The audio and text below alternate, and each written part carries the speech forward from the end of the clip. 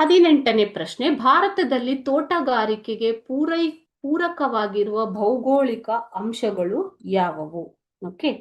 So ತೋಟಗಾರಿಕೆ ಬೆಳೆಗಳು ಅಂತಂದ್ರೆ ಮಕ್ಕಳೇ, ಇಲ್ಲಿ ಹಣ್ಣು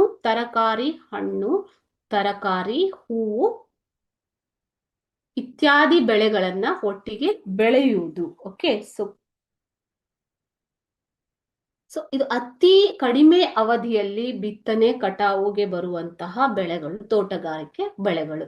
ಸೊ ಇದಕ್ಕೆ ಅಗತ್ಯವಾಗಿರುವ ಅಂಶಗಳು ಅಂತಂದ್ರೆ ವೈವಿಧ್ಯಮಯವಾದ ಡಿಫ್ರೆನ್ಷಿಯಲ್, ಓಕೆ, ಭೂಸ್ವರೂಪ, ಅದೇ ರೀತಿ ಉತ್ತಮ ವಾಯುಗುಣ, ಹಣ್ಣು ತರಕಾರಿ ಹೂವು ಎಲ್ಲದಕ್ಕೂ ಸೂಕ್ತವಾದಂತಹ ವಾಯುಗುಣ ಅತಿ ಅವಶ್ಯಕ. ಅದೇ ರೀತಿ ವಿವಿಧ ರೀತಿಯ ಮಣ್ಣುಗಳು, ನೀರಾವರಿ ಸೌಲಭ್ಯ, ಅತಿ ಉತ್ತಮವಾದ ನೀರಾವರಿ ಸೌಲಭ್ಯ ತೋಟಗಾರಿಕೆಗೆ ಬೇಕು.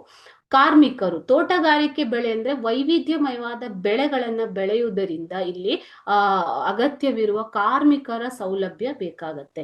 ಅದೇ ರೀತಿ ಸೂಕ್ತ ಮಾರುಕಟ್ಟೆಯ ಲಭ್ಯ ಕೂಡ ಅತಿ ಅವಶ್ಯಕ.